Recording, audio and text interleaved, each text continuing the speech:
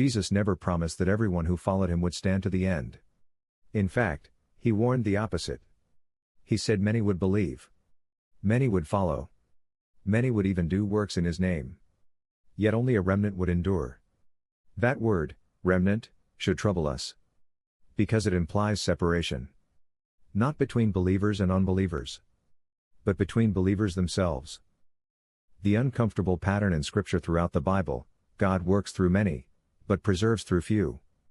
In Noah's generation, the world was religious, violent, and confident.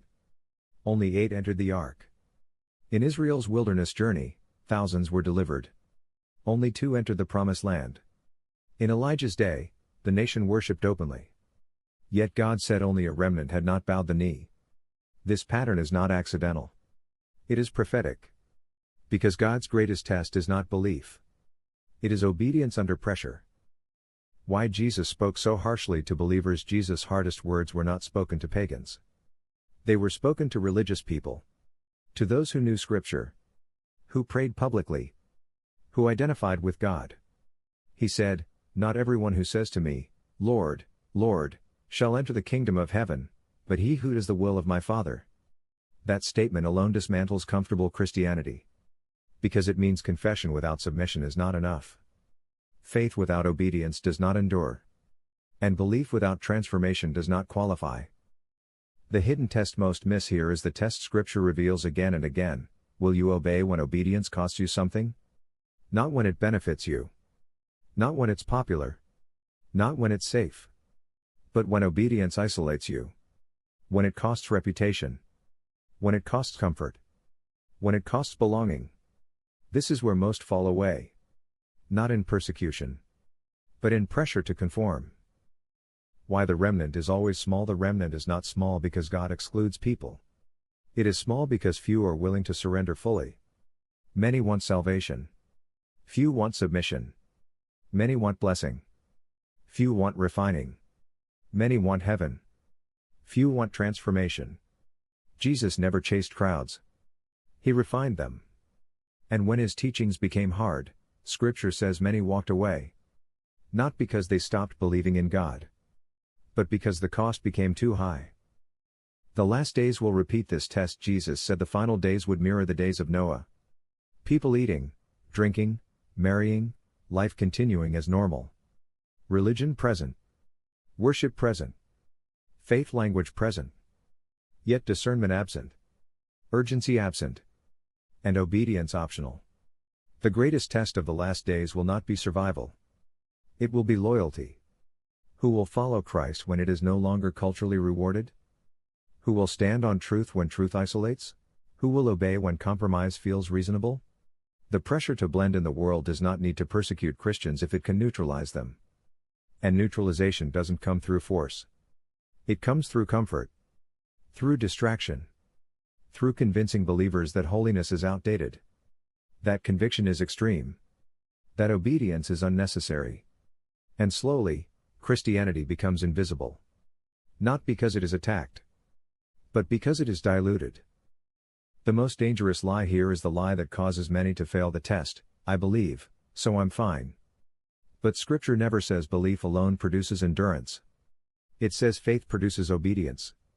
Jesus said, "If you love me, keep my commandments." Not to earn salvation, but to reveal allegiance. Love that does not obey is not love. It is agreement. Why this message feels uncomfortable? If this feels uncomfortable, that's intentional. Jesus did not make disciples through comfort. He made them through clarity. And clarity always forces a decision. Will you follow when it costs you?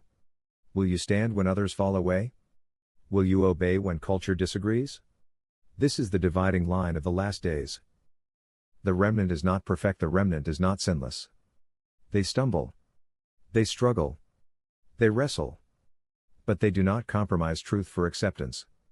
They do not trade obedience for comfort. They do not redefine Scripture to fit culture. They fear God more than rejection. A moment of self-examination. This is where Jesus turns the question back on us. Not to condemn, but to awaken.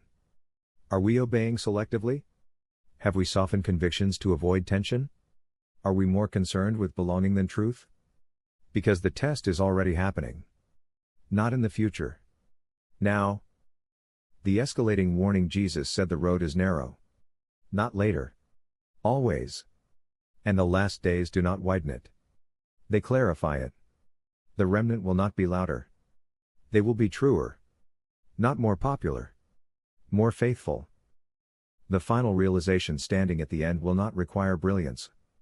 It will require surrender. Not charisma. Conviction. Not influence.